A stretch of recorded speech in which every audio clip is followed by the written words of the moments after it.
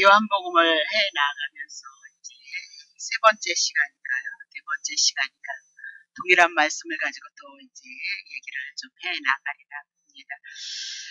사도 요한이 예수 그리스도는 영원의 세계에서 태초에 계셨던 하나님의 말씀이었다라고 그렇게 얘기를 하고, 이 땅에 오셔서 하나님의 사역을 담당하셨던 그리스도는 말씀이다라고 그렇게 얘기를 했어요. 근데 그 말씀이 예수 그리스도인데 하나님의 뜻, 하나님의 의도를 드러내는 계시체이고 하나님의 뜻을 이뤄내는 실현자이다라고 그렇게 얘기를 하고 있는 거죠.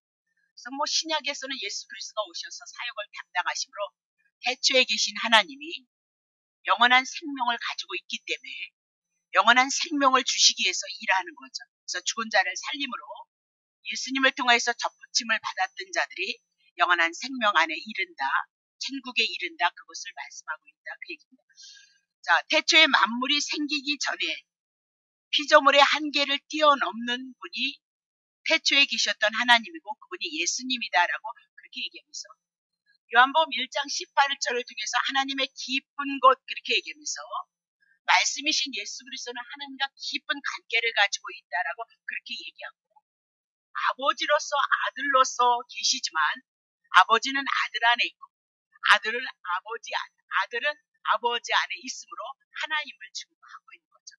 그래서 예수님이 하시는 모든 사역은 예수님 안에 하나님께서 하시고자 하는 뜻, 의도를 예수님께서 말씀을 이루시고 성취해 나가고 있다라고 그렇게 얘기를 하십니다. 그래서 말씀이신 예수 그리스도는 아버지를 나타나는 계시요 아버지의 뜻을 이뤄내는 실현자다라고 그렇게 얘기해서 분명히 아버지와 아들과의 관계를 구별시켜 놓으면서 아버지와 아들은 하나이며 동등하다라고 그렇게 얘기를 해 나가고 있습니다. 자, 이런 것들이 조금 복잡할 텐데 우리가 이제 요한복음을 강해를 해 나가면서 아마 여러분 안에서 삼위일체가 좀 정리되리라 그렇게 보고 있거든요. 자, 그러면 태초에 말씀이 하나님과 계셨다, 그 얘기 속에는 지금 제가 했던 모든 말씀이 들어있다, 그 얘기를 하고 있는 거죠. 그래서 말씀이신 하나님 예수 그리스도는 아버지의 뜻을 이뤄내는 자다.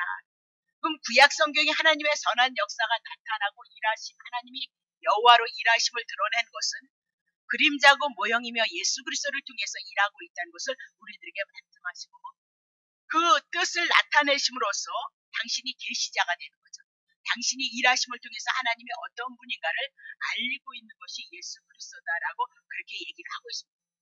이 말씀의 역사, 하나님의 말씀하시는 의도의 그 역사는 창조 속에서부터 시작이 되어졌다, 그 얘기를 해죠. 자, 요한복음 1장 3절 만물이 그로 말미암아 지은 바 되었으되 지은 것이 하나도 그가 없이 된 것이 없느니라 이렇게 얘기하면서 지은 바 되어졌다, 그 얘기는 생겨났다, 존재하게 되어졌다, 그 얘기입니다.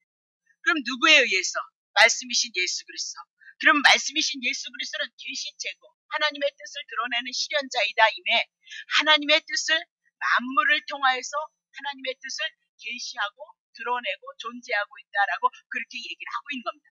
그러면 하늘과 땅을 향해서 지은 바 되어졌던 모든 것들은 다 예수 그리스도를 통해서 생겨난 것이고 존재하게 되어졌다라고 그렇게 얘기를 하고, 천지 만물을 창조하신 아버지의 뜻을 말씀이신 예수 그리스도께서 다 드러내므로 그분이 실현자요 계시자이다라고 그렇게 얘기를 하고 있는 거죠. 자, 복잡합니다. 조금 들어가면 됩니다. 이제 창세기 1장에서 천지를 창조할 때 하나님께서 말씀으로 천지를 창조하시면서 있으라, 존재하라, 이루라라고 이렇게 명령을 하셨습니다. 근데 그 말씀의 명령 따라 그대로 되어졌다라고 이렇게 기록하는 것은 하나님의 뜻을 누가 지금 존재하게 만든 거예요? 예수 그리스도께서 창세기서부터 만물을 창조하시면서 예수님이 하나님의 뜻을 드러낸 것을 우리들에게 말씀하고 있단 말이죠. 자, 말씀이신 그 하나님이 어떤 분이냐면 요한복음 1장 4절입니다.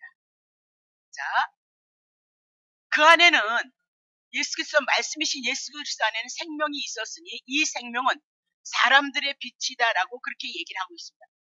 그러면 이 말씀이신 하나님, 생명을 갖고 있는 하나님은 영원전에 영원한 생명을 가지셨던 분이 이제 영원한 생명을 주시기 위해서 이 땅에 오셔서 죄 가운데 흑암 가운데 죽어있는 우리들의 생명을 향하여서 산자로 만드시고 영원한 생명을 주시기 위해서 예수 그리스도가 이 땅에 오셨도다라고 그렇게 얘기합니다. 근데 그 말씀이 요한일서 1장 보겠습니다.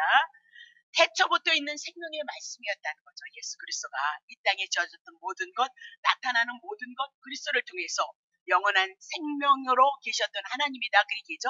근데 그 말씀이 생명의 말씀이라 그렇게, 그러니까 생명에 대한 얘기를 우리에게 해 나가고 있는 거죠. 성경은 모든 성경이 예수를 증거하고 있으니까 죽었던 우리의 생명을 하나님 앞에 원수되어졌던 우리가 어떻게 하나님의 생명을 공급받아서 하나님으로부터 산자가 되어지고 하나님께로부터 은혜를 공급받는 자가 되어지냐, 그 얘기를 지금 해 나가는 것이 신구약의 모든 성경이다. 근데 사도 요한이 그렇게 들었다, 눈으로 봤다, 주목하고 손으로 만진 바 되어졌다. 하늘에 계셨던 영원한 생명이 이 땅에 육신을 입고 오셨던 하나님의 뜻을 계시하시는 예수 그리스도를 3년 반을 통해서 하나님의 뜻을 이루시는 것을 본 바요, 만진 바요, 그리고 눈으로 본 바가 되어졌다라고 그렇게 얘기를 하고 있는 거죠. 그러면 생명이 우리 속에서 나타나셨을 때는 분명히 우리들에게 이런 방식으로 나타난다는 거예요. 눈으로 본 바가 되어지고 손으로 만진 바가 되어지고, 그리고 눈으로 보고 손으로 만지고 뭐래요?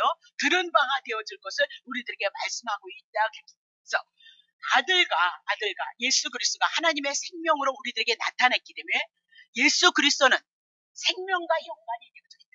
다른과 연관되어져 있잖아요. 예수 그리스도 하나님의 아들은 이 땅에 하나님의 생명과 연관되어진 것을 가지고 오셔서 나타내고 드러내시고 우리들에게 믿음을 주고 있다. 그렇게 얘기를 하고 있는 거죠. 자, 그러면 아버지를 나타내는 말씀의 역할로서 아버지의 뜻을 알리시고 이루시는 실천자로서의 역할을 하심으로 생명과 밀접한 관계를 갖고 있는데, 자, 요한복음, 특별히 그 모든 말씀은 요한복음에 많이 기록되어진 거죠. 요한복음 5장 26절. 아버지께서 자기 속에 영원한 생명이 있었던 거잖아요. 신이니까 죽지 않잖아요. 영원한 생명이 있은 것 같이 하나님의 아들 예수 그리스도에게도 하나님의 영원한 생명을 주어서 그 속에 있게 하시는 거죠. 그래서 영원한 생명을 가지셨던 그분이 복음을 전함으로 예수를 믿게 하고 예수를 믿는 우리에게 영원한 그 생명이 우리 안에 들어오는 것, 그것을 성경이 우리들에게 말씀하고 있다. 그 얘기죠. 8장 12절. 예수께서 또 일러 가라사대 나는 세상의 빛이니 나를 따르는 자는 어둠에 다니지 아니하며 생명의 빛을 얻으리로다. 그렇게 얘기하면서 이 땅에 세상에 왔는데 어둠 가운데 있는데 특별히 예수 그리스도가 오심으로 말미암아 예수를 따르는 자들에게 영원한 생명의 빛을 주시기 위한 생명을 향하여서 말씀하고 있다는 것을 요한복음을 통해서 우리에게 계시를 하죠. 10장 10절 보세요. 도적이 오는 것은 도적질하고 죽이고 멸망시키는 것이고 내가 온 것은 양으로 생명을 얻게 하고 더 풍성하게 얻게 합니다라고 그렇게 얘기해서 이 땅에 분명히 제 아래에 있었을 땐 도적이 있다 그 얘기입니다. 마귀 사단이 우리를 죽이고 멸망시키는 일을 한다 그 얘기입니다. 그러나 예수 그리스도가 오므로 죄의 문제 청산하고 부활로서 우리들에게 산 생명이 되게 하신 것을 믿음으로 얻게 하심으로 우리들에게 무엇을 얻게 하신데 영원한 생명을 주시기 위해서 예수 그리스도가 오셨도다 그 얘기죠. 자, 11장 25절. 예수께서 가라사대 나는 예수님은 부활이다, 죽지 않는다, 영원한 생명을 가졌다 그 얘기입니다. 그래서 생명이니 나를 믿는 자는 죽어도 살게. 그럼 예수 그리스도를 믿는 자는 이전에 죽었던 상태였던 것을 우리들에게 말씀하시고 죄 가운데 허물 가운데 죽었던 우리가 하나님의 생명을 어떻게 취할 것이냐, 예수 그리스도가 우리 안에 찾아오심으로 우리가 부활의 생명, 영원한 생명을 얻을 것을 말씀하고 있다. 그렇게 얘기를 하죠. 14장 6절. 예수께서 가라사대 내가 곧 길이야 영원한 생명을 얻는데 길이 되어줄 것을 말씀하시고 진리이며 생명이니 그렇게 얘기하면서 영원한 아버지께 영원한 생명을 얻은 자만 갈 수 있기에 예수 그리스도를 생명으로 말씀하고 있다. 그 얘기를 하고 있어요. 20장 31절. 오직 요한복음을 기록한 것, 전체를 들어서 성경을 기록한 것은 너희로 예수께서 하나님의 아들 그리스도이심을 믿고 그렇게 예수가 기름 부은 자로서 메시아로서 우리의 죄를 위해서 죽고 부활하신 하나님의 아들로서 그리스도이심을 믿게 하여 그래서 그것을 믿음으로 우리에게 무엇이 있어져요? 생명을 얻게 되어질 것을 말씀하고 있다. 그렇게 얘기를 하고 있습니다.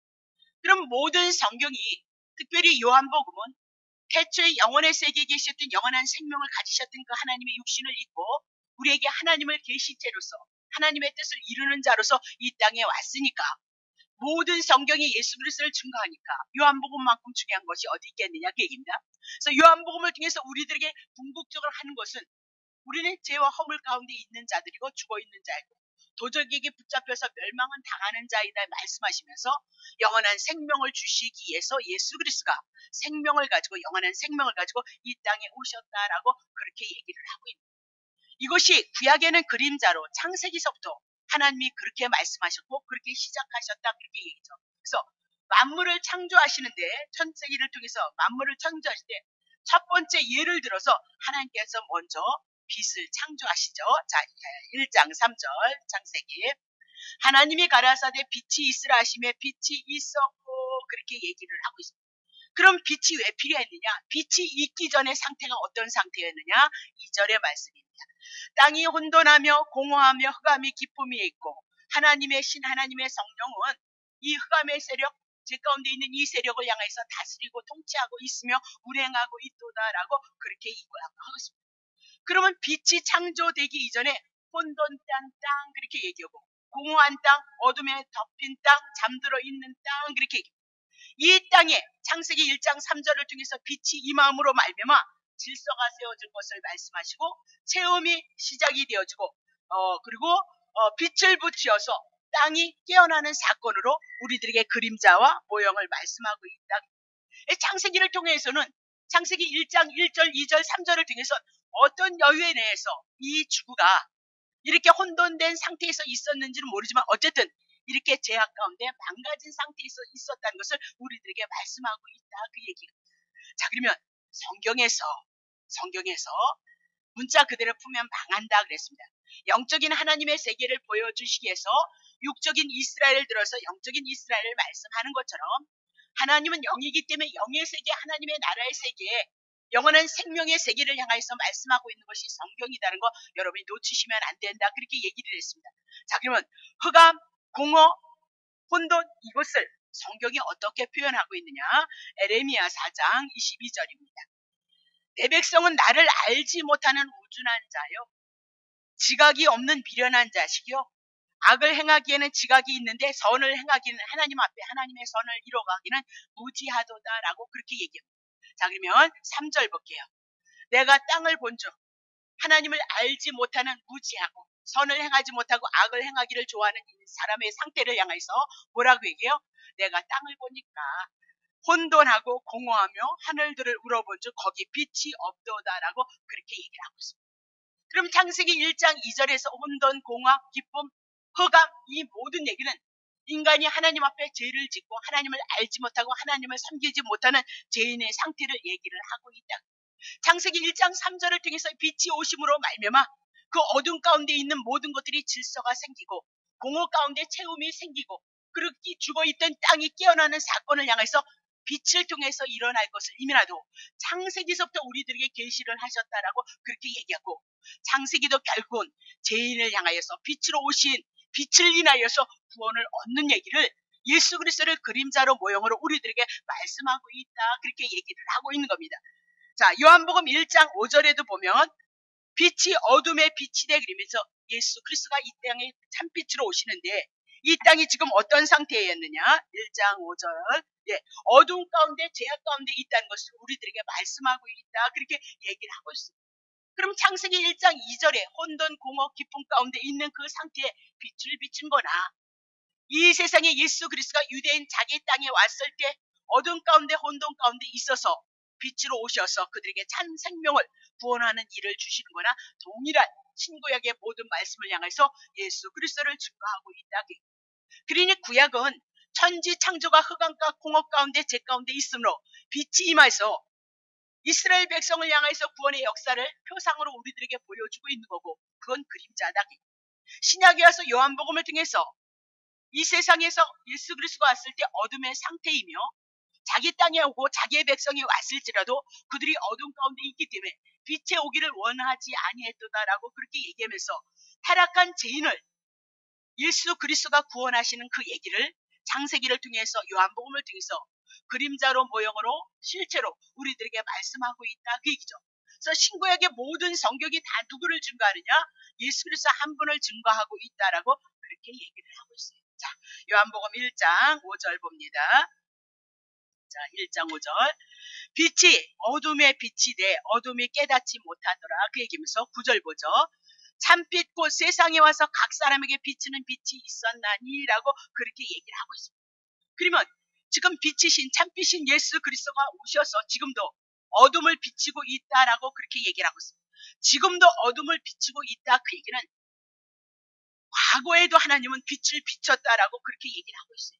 사도 요한은 그 빛이 언제라는 시점을 구체적으로 얘기하지 않았지만 우리는 창세기 1장 1절서부터 2절 3절을 통해서 어둠 가운데 있는 그들을 향하여서 빛이 있으라 말씀하시므로 창세기서부터 시작하여서 주님이 오시는 그날까지를 향해서 이 빛, 참빛 생명 되시는 예수 그리스도를 향해서 증거해 나아가고 있다라고 그렇게 얘기를 하고 있습니다. 그러면 인류가 범죄하여서 하나님을 거역하는 가운데 하나님의 아들까지 이 땅에 생명으로 빛으로 보내셔서 지금까지 그리고 주님이 오시는 그날까지 하나님은 이 일을 예수 그리스도를 통해서 드러내시고 예수 그리스도를 계시자로 해서 예수 그리스도가 그 뜻을 순종함으로 하나님의 뜻을 이뤄나가고 있는 것이 성경에 대한 역사이다라고 그렇게 얘기를 하고 있는 겁니다. 단 죄 가운데 있기 때문에 어둠 가운데 있기 때문에 죄인들은 이런 은혜를 알지 못한다. 그래서 계속 예수 그리스도를 거부했고 예수 그리스도를 외면하고 있다라고 그렇게 얘기를 하고 있는 거죠. 자, 요한복음 3장 19절.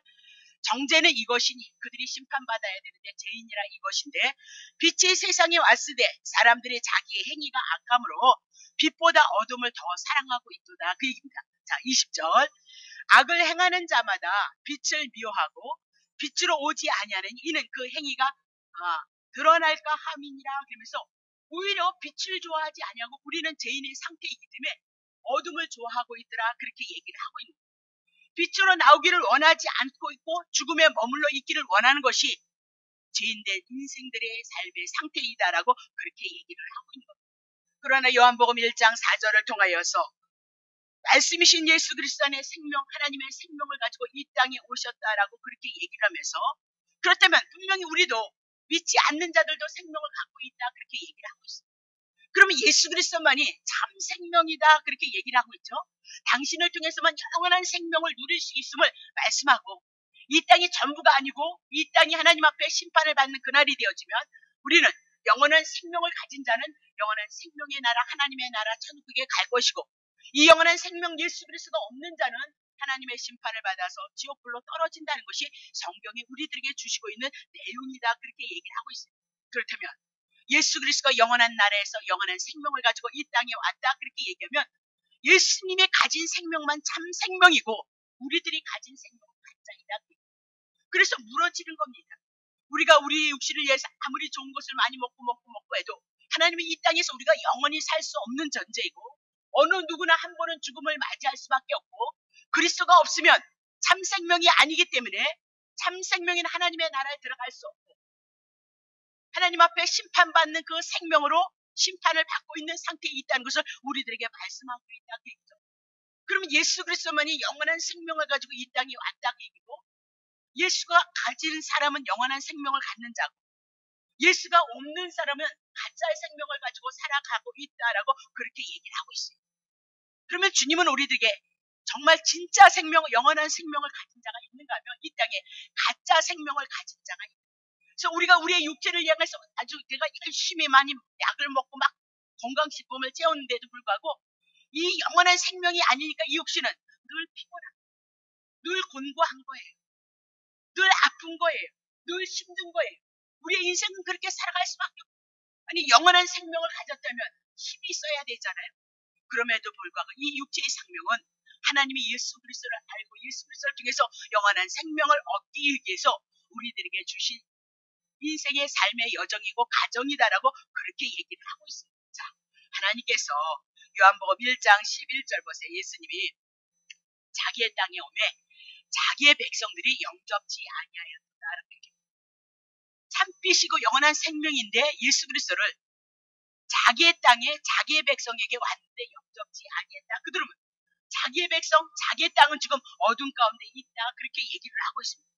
그러면 자기의 백성이 자기의 땅이 왜 어둠 가운데 있었냐? 하나님이 이스라엘 백성들에게, 유대인들에게 예수 보내신다 말씀하셨고 메시아 보내신다고 말씀하셨단 말입니다. 근데 유대인들이 그들의 신앙이 어떤 신앙이냐? 오실 예수 그리스도를 인하여서 자기네들이 구원을 받고 영원한 생명을 얻어서 하나님 나라에 이른다는 믿음을 가진 것이 아니고 그들은 율법을 붙잡았다. 그렇게 얘기를 하고 있습니다. 율법을 붙잡아서 내가 율법을 지킴으로 말미암아 내 행위를 가지고 하나님 앞에 의롭다함을 얻고 하나님의 나라에 이른다는 그 믿음을 가진 것이 이스라엘 백성이었고 유대인이었다. 그것이 자기 땅이고 자기의 백성들의 모습이었다라고 그렇게 얘기를 하고 있습니다. 그러면 우리가 힘써서 애써서 율법을 지켜서 의롭고 하나님 앞에 나아가고 영생을 얻는다면 예수가 왜 왔겠냐? 영원 전에 창세 전에 예수 그리스도를 보내실 것을 왜 예언을 했으며 구약의 그림자로 예수를 보내신다는 그 예언을 왜 했으며 하나님이신 그분이 육신을 입고 이 땅에 왜 오셔서 하나님의 나라를 영원한 생명의 세계를 말씀하고 있는가 한번 살펴봐야 된다. 그 얘기를 하고 있는 겁니다. 자, 로마서 9장 33절 기록된 데 보라 그랬습니다. 자, 내가 부딪히는 돌과 거치는 반석을 이스라엘에게 둘 건데 저를 믿는 자는 부끄러움을 당치 아니하고 저를 믿지 않는 자는 부끄러움을 당할 것이다. 그럽니다. 무엇을요? 부딪히는 돌, 거치는 반석을 이스라엘 백성들에게 분명히 주시겠다. 그럼 어디 기록했느냐? 기록된 바 구약성경이죠. 이사야 28장. 그러므로 주 여호와께서 가라사대 내가 한 돌을 시온의 이스라엘에게 두는데 그것이 기초가 되어질 거다. 우리 인생의 기초가 되어지고 구원의 기초가 되어질 건데 곧 시험하는 돌이다. 기하고 견고한 기초한 돌이라. 그것을 믿는 자는 갑자기 심판을 받지 않는다. 믿지 않는 자는 갑자기 하나님 앞에 그들에게 심판이 있을 것을 말씀하고 있다. 이렇게. 그러면 하나님께서 분명히 이스라엘 백성들에게 부딪히는 돌, 넘어지는 돌, 거치는 돌을 줄 것이다. 그렇게 얘기를 하고 있거든요. 이것이 이제 거치는 돌이 풀면 예수 그리스도, 반석이 예수 그리스도인데 그러면 왜 주느냐 말입니다. 이스라엘 백성들이 흰 돌이시고 반석이 되시는 예수 그리스도 복음을 믿으면 그들이 구원을 얻고 하나님의 자녀로서 하나님의 은혜를 입어가고 있다. 그 얘기를 하고 있는 겁니다. 근데 그들은 하나님의 복음 예수 그리스도를 믿는 것이 아니고 자기의 행위, 인간의 의로움 그것을 가지고 하나님 앞에 나아가고 있기 때문에 너네들 잘못되어졌다. 그 얘기를 하고 있는 거죠. 너네들이 붙잡고 있는 하나님을 사랑하고 섬긴다고 하는 그 신앙이 잘못되어졌다라고 그렇게 얘기를 하고 있는 겁니다. 율법을 지키는 것이 하나님 앞에 선이 아니고 하나님이 보내신 자 예수 그리스도를 믿는 것이 선이다. 하나님의 기뻐하심이다라고 그렇게 얘기하면서 너네들이 붙잡고 있는 율법을 통해서 너네들은 죄인인 것을 깨닫고 예수를 믿으라고 그런 거지. 어째서 율법을 붙잡고 너네들의 행위를 가지고 하나님 앞에 나가서 하나님의 은혜를 구하고 하나님의 의를 붙잡고 하나님의 의가 아닌 자기의 의를 붙잡고 하나님 앞에 나아간단 말이냐. 그래서 그들에게 넘어짐으로 쓰러짐으로 돌이켜서 회개하고 다시 예수 그리스도를 믿게 하기 위해서 그들의 신앙관이 그들이 하나님을 섬기는 것이 잘못되어졌다는 것을 그들에게 가르치기 위해서 예수 그리스도가 이 땅에 자기 땅에 오고 자기의 백성에게 왔는데 그들은 어둠 가운데 있었다. 유대인이나 우리나 다 모두가 다 죄인이다. 우리가 잘했다 잘못했다 그것을 넘어서 죄인이 어떻게 하나님 앞에 구원을 얻고 하나님의 나라를 누릴 것인가 그 얘기는 율법이 우리의 신앙이냐 아니면 예수 그리스도 나를 위해서 죽고 나를 살리셨던 그 복음을 믿는 것이 우리가 하나님을 섬기는 신앙이냐 그것을 얘기하고 있다. 그렇게 얘기를 하고 있습니다. 그러므로 유대인들이 붙들고 있는 것은 지금 율법을 붙들고 있는 건 너네들은 어둠이야. 그렇게 그래서 율법을 붙잡고 있는 그들에게 주님이 오셔서 뭐라고 얘기하면 자기 땅에 자기의 백성이 율법을 붙잡고 있기 때문에 예수 그리스도 복음을 영접지 아니했도다라고 그렇게 얘기를 하고 있는 겁니다. 그러면 자기의 땅 이 세상이란 율법을 붙잡고 인간의 잣대를 가지고 선과 악을 구분하고 붙잡고 살아가고 있는 모든 것들이 악이고 죄고 어둠이다라고 그렇게 얘기를 하고 있는 겁니다. 자, 예수님은 이 땅에 오셔서 유대인들이 갖고 있는 신앙이 잘못되어졌다는 것을 알게 하시기 위해서 아니 이렇게 손이 아프면 안식일은 일을 하지 말라 그랬으니까 그렇죠? 안식일은 일을 하지 마시니까 뭐 이게 생명에 상관이 없는 거니까 안식일을 지나서 좀 고치면 유대인들이 예수님을 핍박할 이유가 없죠. 예수님이 이단이라고 예수님을 모욕할 이유가 없단 말이에요. 근데 굳이 안식일날 찾아다니면서 귀신을 쫓고 안식일날 꼭 병을 고치는 겁니다. 그러니까 유대인들이 야 율법에는 분명히 안식일을 거룩하게 지키려 했는데, 아니 해필이면 너 꼭 안식일날 일을 하냐? 안식일날 꼭 병을 고쳐야 되느냐? 거룩하게 지키라고 했잖아. 그 얘기를 하고 있는 거예요. 그것은 예수님이 너네들이 율법을 붙잡고 있는 거, 인간의 행위를 붙잡고 있는 거, 날과 달과 절기를 붙잡고 있는 거, 신앙 잘못되어졌다. 그것을 알리기 위해서 핍박받을 것을 알고 십자가에 올라갈 것을 알면서도 안식일날 무슨 일을 했어요? 하나님의 일을 하고 구원하는 일을 하고 회복하는 일을 했다는 것을 우리들에게 말씀하고 있다. 그렇게 얘기를 하고 있는 겁니다. 그러면 인간의 행위를 붙잡고 있는 너희들이 소경이야. 그렇게 얘기를 하고 있습니다. 오늘도 율법을 붙잡고 이스라엘 백성을 향해서 이끌어갔던 그들이 바리새인과 서기관들이 소경이다 말씀하시고, 너네들은 독사의 새끼야. 그래서 예수 그리스도가 없으므로 사단에게 붙잡혔기 때문에 율법을 가지고 하나님의 의에 이르라고 그들에게 무거운 짐을 져주고 수고를 져주고 있는 자들이 율법을 붙잡고 있는 이스라엘 백성들이었다라고 그렇게 얘기를 하고 있는 겁니다. 자, 그러면 로마서 3장 20절 보겠습니다. 여기서부터 할게요. 예. 네. 자, 네, 여기서 왜 유대인들이 그랬느냐? 유대인들이 그러나 저의 마음이 완고하여서 오늘까지 구약을 읽을 때, 구약에서 예수 그리스도 복음을 봐야 되는데 구약을 읽을 때 그 수건이 오히려 벗어지지 아니하고 구약 그대로 문자 그대로 봤다 그 얘기입니다. 그러니까 십계명은 준 것은 십계명을 지켜서 복을 받는 것이 아니라 너네들은 죄인이다 그 얘기입니다. 그래서 죄인이니까 예수 그리스도가 이 땅에 오셔서 우리의 죄를 위해서 죽고 율법을 다 지켜내므로 그것을 예수님을 영접했다. 내가 율법을 다 지켜냈던 그것을 내가 영접함으로 그것이 내가 되어졌어. 내 것이 되어져서 예수님 한 분으로 우리가 은혜를 입어가고 있습니다. 그것을 고백하라고 율법을 줬는데, 아니 죄인인 줄 알고 예수를 믿으라고 보내줬더니만 구약을 읽을 때 그들의 수건이 벗겨지지 않았다. 구약을 문자 그대로 봄으로 말미암아 십계명을 지키는 것으로 알았다. 그렇게 얘기를 하죠. 그 수건은 그리스도 안에서 벗겨져 있다. 율법은 의무는 예수 그리스도를 증거하는 것으로 와야 된다 그랬습니다. 그래서 율법은 공학성생이에요. 너네들이 죄인 것을 깨닫고 예수 그리스도를 믿어서 제사함을 받고 예수 그리스도 한 번을 통해서 하나님의 은혜를 입는다는 것을 증거하게 했는데 문자 그대로 액면 그대로. 그러면 율법 지키는 거 좋아요. 그렇게 해야죠. 근데 여러분이 율법을 지키지 못하면 여러분은 어떻게 되는 거예요? 죄인이란 말입니다. 그럼 여러분 심판 가운데 있어야 돼요. 마귀가 여러분을 붙잡고 여러분을 죽이고 여러분을 멸망시키는 일을 해야 된다 그 얘기입니다. 한쪽만 보시면 안 돼요. 여러분이 성경을 풀어나갈 때 한 면만 보시면 안 된다. 그래서 주님이 올 때까지 여러분이 하나님의 말씀을 공부할 때까지는 율법과 복음이 함께 들어가고 있다는 거 여러분 기억하셔야 됩니다. 거기 내버려 두고 자 봅시다. 자 15절 보겠습니다. 자 15절 오늘까지 모세의 글을 구약 성경을 읽을 때 수건이 그들의 마음에서 덮였어요. 덮여졌다 그 얘기를 하고 있어요. 그래서 율법대로 봤다 그 얘기입니다. 문자대로 봤다 그 얘기입니다. 6절 그러나 언제든지 주께로 구약 성경을 돌아보면서 어디로 돌아가야 돼요? 주께로 돌아가야 돼요. 예수 그리스도로 돌아가야 돼요. 그래야만이 율법을 주신 하나님의 뜻 의도가 우리들에게 알게 되어지고 수건이 벗겨질 거예요. 하나님이 원하시고 하나님이 계획하셨던 창세전의 언약 예수 그리스도 한 번을 통해서 구원을 얻는다는 그 사건이 여러분 안에게 믿음으로 와줘야 된다 그 얘기잖아요. 17절 주는 영이시니 주의 영이 계신 곳에는 자유함. 구약 성경 율법을 통해서 십계명을 통해서 예수 그리스도를 죄인이 어떻게 구원 얻는가 예수 그리스도를 믿는 그 믿음 안에서 우리들에게 복음으로 와줬으지만 우리에게 뭐가 있어요? 자유하는 영. 예전엔 죄 가운데 있었기 때문에 마귀가 여러분과 나를 붙잡고 있었다 그렇게 얘기하고 있어요. 그래서 도적이 날마다 우리를 죽이고 멸망시키는 일을 했다 그렇게. 그러나 예수 그리스도가 우리의 죄 문제 청산하시고 사단의 문제 청산하심으로 우리에게 이제는 죄와 마귀의 그런 상관이 없이 하나님이 우리 아버지가 되어주고 우리가 하나님의 자녀가 되어져서 하나님의 은혜 안에서 우리는 자유함으로 말미암아 하나님 앞에 하나님의 은혜를 입고 이 복음을 인해서 공유를 입는 자가 되어졌다. 자 18절 우리가 다 수건을 벗어야 율법에서 복음으로 벗어나야 거울로 거울을 보는 것 같이 주의 영광을 예수 그리스도 십자가 죽으신가 부활된 것 그거 다 내 것이라는 그 영광을 우리가 볼 수 있다 그 얘기죠.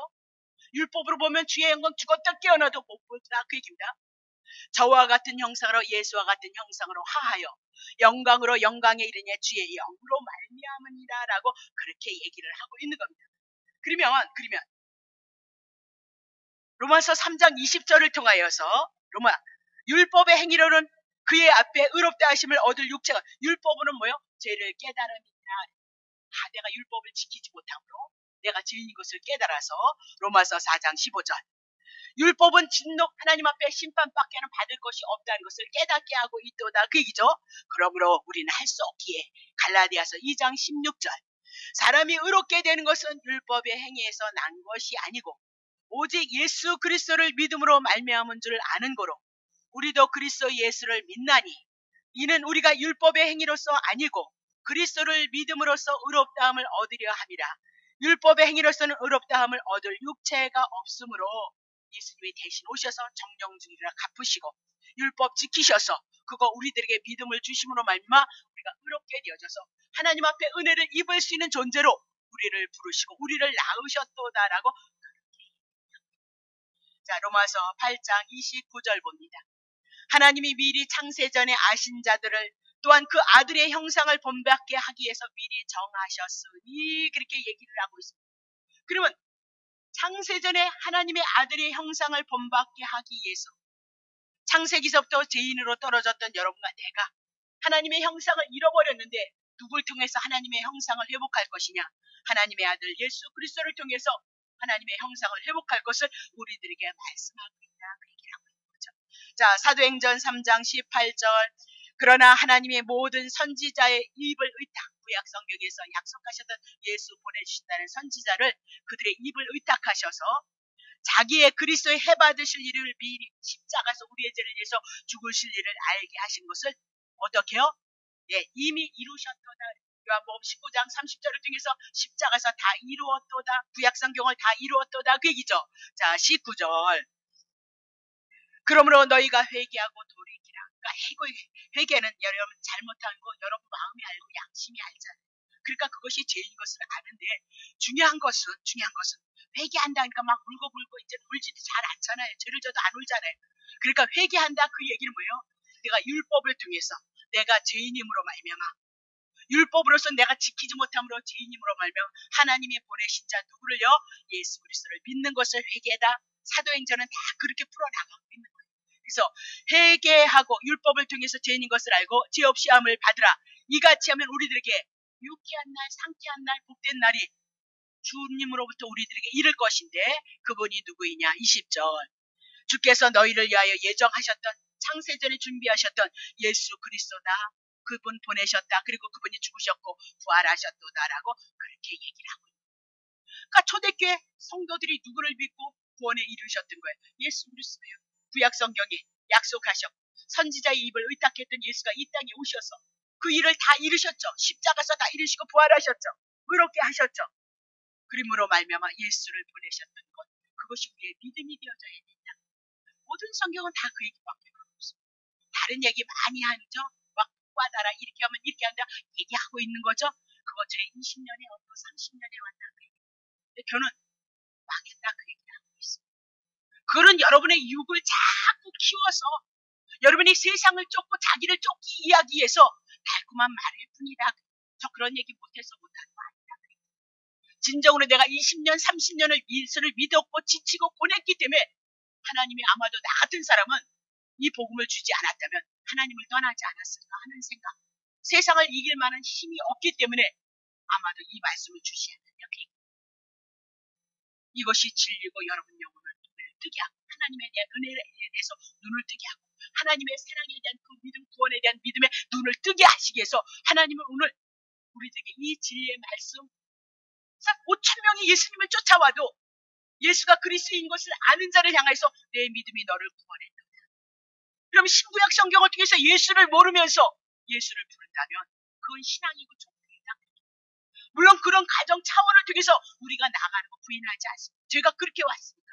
제가 은사를 통해서 사람들을 기도해주고 사람들에게 있는 마음을 향해서 그렇게 왔지만 결국은 지쳐버렸다. 역사가 많이 있어도 영혼은 지칠 수밖에 없단 말이에요. 왜? 생명의 양식, 영원한 생명이 우리 안에 들어오지 아니하고 육신의 세계, 혼의 세계를 추구하다 보니까 거기에는 나에게 보이지 않는 욕심도 있었고 탐심도 있었기 때문에 망할 수밖에 없습니다. 자, 다시 그 얘기. 자, 사도행전 2장 38절. 베드로가 가로되, 베드로는 유대인이 아니십니까? 유대인이 어디로 바뀝니까? 율법을 갖고 있던 자가 예수를 만남으로 복음을, 사도 바울이 율법에 운전한 자였지만 예수님이 찾아오심으로 복음으로 바뀌었던 거 여러분 기억하시죠? 베드로가 가르되 너희가 회개하라. 죄인인 것을 알고 율법을 통해서 각각 이제는 어디로 가야 돼요? 예수 그리스도 복음으로 가야 된다. 그래서 예수 그리스도 이름으로 세례를 받고, 그분이 나를 위해서 죽고 나를 살리셨다는 그 세례를 받고 죄사함을 받아야죠. 이거 너무 중요합니다. 여러분, 에덴에서 하나님의 말씀에 불순종했을 때 쫓겨남으로 말미암아 제 가운데 있는 그가 죄인이기 때문에 땅을 어디를 가든지 땅이 저주를 받았어요. 왜요? 죄인이 가니까 죄인과 땅이 딱 연결이 돼서 전가가 되어지는 거예요. 덧붙임이 되어지니까 어디를 가든지 땅이 저주를 내서 가시와 엉겅퀴를 냈다라고 그렇게.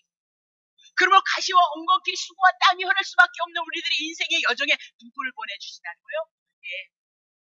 예수 그리스도를 보내실 것을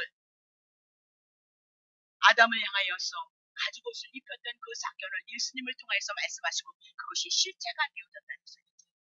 오늘 이 복음에 대한 구원에 대한 이 은혜와 이 감사가 없이 여러분이 땅을 짓밟고 다닌다면, 제사함에 대한 은혜 없이 여러분들이 땅을, 이 세상을 향해서 살아가고 있다면, 이혼 없이 이 감사 없이 땅을 밟고 다니고 살아가고 있다면 똑같은 거예요.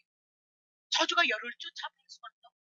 그러니 우리 인생의 근본의 문제는 예수 그리스도 이 복음을 통해서 자유함을 얻고 하나님의 은혜를 입을 수밖에 없다는 것을 우리들에게 말씀하고 있다고 했잖아요. 본질을 나누고 여러분들이 부분적인 것을 찾아가면 안 된다. 수단과 방법을 통해서 하나님의 은혜를 붙잡으려고 하시면 안 된다. 본질 하나님의 자체이신 그분을 붙잡고 그분을 통해서 은혜를 구하는 것이 우리의 믿음이다. 자, 9절 말씀입니다. 이 약속은 예수 그리스도를 믿어서 제사함을 너희와 너희의 자녀와 모든 먼데 있는 유대인의 자손들에게, 그리고 먼데 이방인들에게, 죄인이었던 이방인들, 곧 우리 주 하나님이 얼마든지 부르시는 자들에게서 하신 것이라고 그렇게 말씀을 하고 있습니다. 자, 오늘 이제 정리를 해 나갑니다. 예수님의 생명만이 진짜의 생명이고, 그러면 예수를 알아보지 못하는 자는 소경이다라고 그렇게 얘기를 하고 있습니다. 오늘도 율법을 붙잡고 율법이 하나님의 생명이 우리들에게 나타날 것을 기대하고 있는 자, 유대인처럼 그들은 어둠이고 소경이다. 그러면 소경이다, 어둠 가운데 있다, 그 얘기는 무엇을 갈라지냐? 예수가 그리스도이시냐 그 얘기입니다. 그분이 우리의 메시아이시냐 그 얘기입니다. 내가 눈을 떴는데도 소경일 수 있다는 겁니다. 왜요? 살려주시는 예수 그리스도를 알지 못하면 여러분 소경이다라고 그렇게 얘기를 하고 있습니다. 그러니 사도 바울은 말하기를 이거는 인간의 힘으로 할 수 없는 것이다. 그래서 하나님께서 우리들에게 이 믿음도 성령으로 우리들에게 선물로 주셔야만이 이 예수 그리스도가 그리스도이심을 믿을 수 있다라고 그렇게 얘기를 하고 있는 겁니다. 그러면 예수님을 복음으로, 빛으로, 생명으로, 그것을 복음으로 말씀하고 그것만이 복음이다 이렇게 얘기하고, 이 복음에 반대되는 그 개념은 어둠이다. 하나님은 영이신이 그러면서 영이신 하나님이 예수 그리스도 육신을 입고 오셨으니까 예수님만이 영이다 그 얘기죠. 그러면 이 복음만이 영이다 그 얘기죠. 그럼 이 복음 아닌 것 율법은 뭐예요? 육이다 그렇게 얘기를 해 나가고 있습니다. 그렇다면 성경은 성도가 누구냐 묻는다면 나는 예수 그리스도로 말미암아 그분이 흘리신 피로 말미암아 제사함을 받았고요. 내가 하나님의 자녀가 되어졌으며 오늘도 하나님의 자녀로서 내가 영원한 생명을 가지고 그분이 나와 함께하고 내가 그 삶을 신앙을 고백하는 자입니다. 그것이 성도이다라고 그렇게 얘기를 하고 있는 겁니다. 오늘도 이 복음을 붙잡지 않냐고, 비록 부족하도 연약해도 하나의 진리를 붙잡고 은혜 앞에 감사함으로 여러분의 삶을 그분과 연결되어서 그분을 소망하고 살아가고 있다면 여러분은 옳은 성도이고 참 성도이고 참 생명을 가진 성도이다. 그러나 이 복음이 아닌 율법에 의지해서 오늘은 내가 이렇게 했기 때문에 그러면 100가지 다 지키시라니까요. 유대인들이 613개 율법을 가졌고 못 지키니까 313개로 나눴다. 10계명 한 계명도 하나님을 사랑하는데 마음을, 성품을, 뜻을, 힘을, 정성을, 목숨을 사랑할 수 있는 사람 있으면 그렇게 얘기하고 있습니다. 그것을 붙잡고 있는 자는 소경이다. 그렇게 이제 우리가 요한복음을 통해서 하나님에 대해서 그리스도를 통해서 더 확실한, 더 많은 하나님의 깊은 은혜가 여러분에게 있어질 것을 기대하면서 이것으로 오늘 말씀을 마치겠습니다.